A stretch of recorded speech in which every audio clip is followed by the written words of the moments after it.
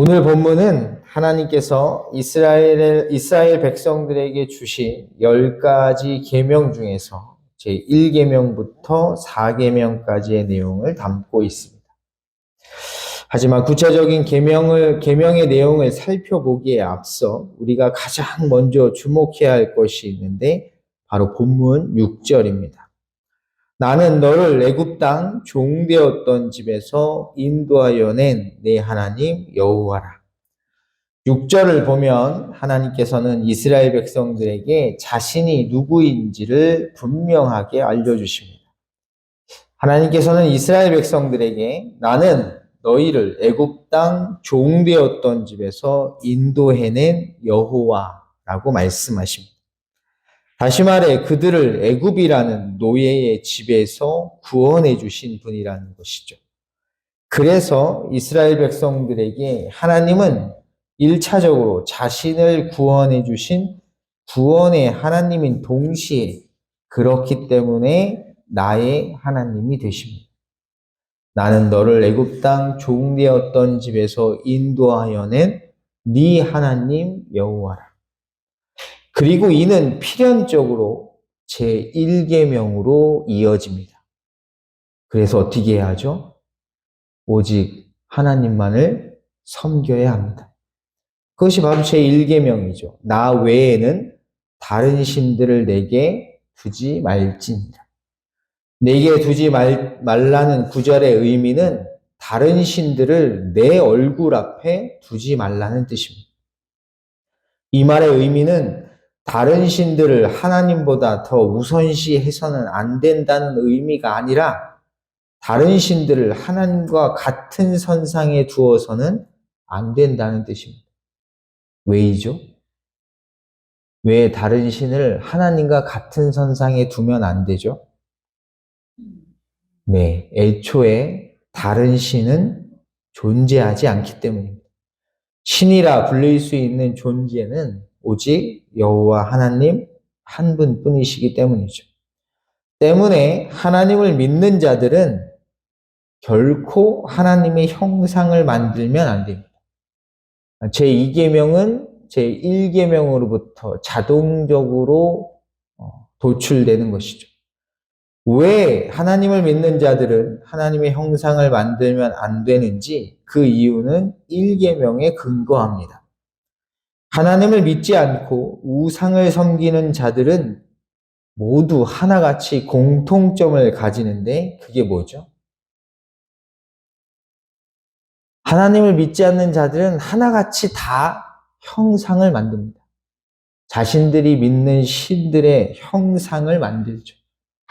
그래서 하나님을 믿는 자들도 형상을 만들면 하나님을 뭐와 같이 취급하는 게 됩니까? 우상과 같이 취급하는 것이 되는 것입니다. 그렇기에 제2계명을 어기는 자에게는 하나님의 진노가 임하는 것이죠. 나 내 하나님 여호와는 질투하는 하나님인즉 나를 미워하는 자의 죄를 갚되 아버지로부터 아들에게로 3, 4대까지 이르게 하느니라. 이어서 11절에는 10계명 중 제3계명이 나오는데 그 내용은 하나님 여호와의 이름을 망령되이 일컫지 말라는 것입니다. 나는 네 하나님 여호와의 이름을 망령되이 일컬지 말라. 여기서 망령되다라고 번역된 단어는 헛되다, 공허하다, 무가치하다라는 뜻입니다.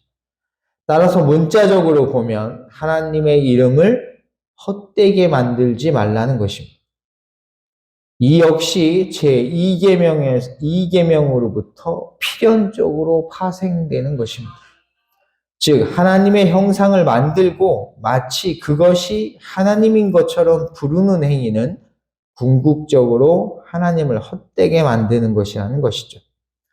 이것을 아주 잘 보여주는 성경의 이야기가 있습니다. 그게 어디냐면 출애굽기 32장입니다. 출애굽기 32장에 뭐가 등장하죠? 금송아지 사건입니다. 출애굽기 32장 1절을 보면 이스라엘 백성들이 아론에게 우리를 인도할 신을 만들라고 요구합니다. 백성이 아론에게 이르러 말하되 일어나라 우리를 위하여 우리를 인도할 신을 만들라. 이들이 이처럼 말하는 이유는 모세 때문입니다. 모세가 시내산에 올라간 이후로 내려오지 않자 백성들이 불안해지기 시작합니다.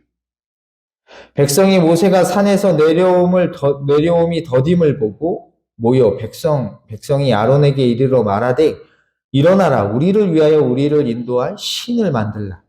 이 모세 곧 우리를 애굽 땅에서 인도하여 낸 사람은 어찌 되었는지 알지 못함이니라. 이에 아론은 백성들에게 뭘 가져오라고 하죠? 네, 금을 가져오라고 하죠. 백성들이 그의 말대로 금을 가져오자 그 금을 녹여서 만든 게 송아지 형상입니다. 문제는 그렇게 만들어진 송아지 형상을 보고 아론이 한 말입니다. 출애굽기 32장 4절을 보면 이 송아지 형상을 만든 후에 아론이 백성들에게 이렇게 말합니다. 이스라엘아, 이는 너희를 애굽 땅에서 인도하여 낸 너희의 신이로다. 그런 다음 금송아지 형상 앞에 제단을 쌓고 제사를 드리죠. 여러분, 이스라엘 백성들은 송아지를 섬긴 게 아니에요. 그들은 송아지 형상을 누구라고 여긴 거죠? 하나님이라고. 자신들을 여기까지 인도하신 신, 바로 여호와 하나님이라고 생각한 것입니다. 하지만 정말로 그들을 애굽에서 구원하시고 여기까지 인도하신 하나님은 어디에서 무엇하고 계셨나요? 그때 산 위에서 모세에게 십계명을 수여하고 계십니다. 그러니까 밑에서 아무리 섬겨봐야 그건 하나님이 아닌 것이죠. 그렇다면 이스라엘 백성들은 하나님을 어떻게 섬겨야 할까요? 그들은 이방 민족처럼 형상을 만들어서 하나님을 섬기면 안 됩니다. 그렇다면 하나님을 믿는 백성들은 어떻게 하나님을 섬겨야 하죠? 그게 바로 제4계명이에요. 네 하나님 여호와가 내게 명령한 대로 안식일을 지켜 거룩하게 하라. 안식일을 지키는 것입니다. 그것이 하나님을 섬기는 방법이에요. 여러분 안식일 어떻게 지키나요? 6일 동안 열심히 일하고 일곱째 날엔 쉬는 것입니다. 엿새 동안은 힘써 내 모든 일을 행할 것이나 일곱째 날은 네 하나님 여호와의 안식일인즉 너나 네 아들이나 네 딸이나 네 남종이나 네 여종이나 심지어 내 소나 내 낙이나 내 모든 가축이나 내 문 안에 유하는 객이라도 아무 일도 하지 못하게 하고 내 남종이나 여종에게 너같이 안식하게 할지니.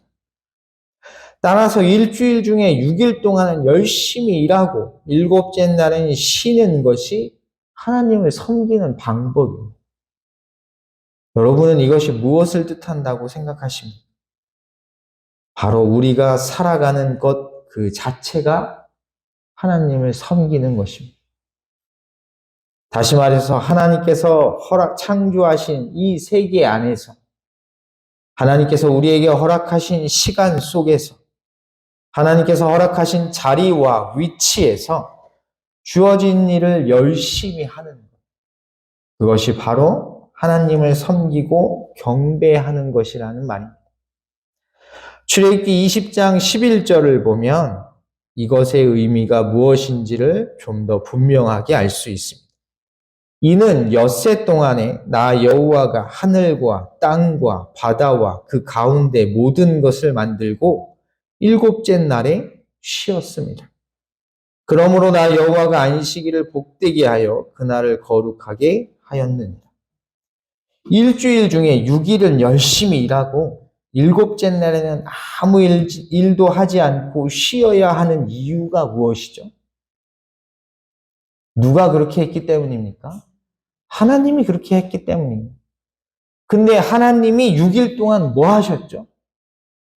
천지와 만물을 창조하셨어요. 여러분, 천지와 만물을 창조하셨다는 그 핵심이 무엇입니까? 하나님이 천지 창조를 시작하기 이전에 세상이 어땠죠? 아무것도 없었어요. 근데 6일이 지나고 그 세계가 뭘로 가득 찼냐면 살아 숨쉬는 걸로 가득 찹니다. 하나님의 천지 창조의 핵심은 생명을 잉태하는 거예요. 따라서 우리가 6일 동안 열심히 일하고 7째 날에 쉬는 것은 하나님의 창조 사역에 동참하는 것입니다. 그리고 그 하나님의 창조 사역의 핵심은 생명을 낳는 것이죠. 때문에 우리가 하나님을 경배하는 방법은 우리에게 허락하신 시간 속에서 그리고 각자에게 주어진 삶의 자리에서 하나님께서 하신 것처럼 우리 역시 생명을 흘러가게 하는 것이죠. 그러면 혹자는 이렇게 물어볼 것입니다. 어떻게 하는 것이 생명을 흘러가게 하는 삶을 사는 것입니까? 여러분은 이 질문에 무엇이라고 대답하시겠습니까? 이 질문에 대한 답이 제5계명부터 10계명까지 뭐죠? 그걸 한마디로 줄이면 죄를 짓지 않는 것이고, 죄를 지으면 뭐에 이릅니까? 사망에 이르죠. 생명에 이르는 삶은 죄를 짓지 않는 것입니다. 이것을 꼭 기억하셔서 하나님께서 창조하신 세상에서 허락하신 시간 속에서 그리고 주어진 삶의 자리에서 우리를 시험하는 죄의 시험과 유혹에 맞서 싸움으로 주께 받은 생명을 흘러가게 하는 복된 삶을 살아가시기를 주님의 이름으로 간절히 소원합니다.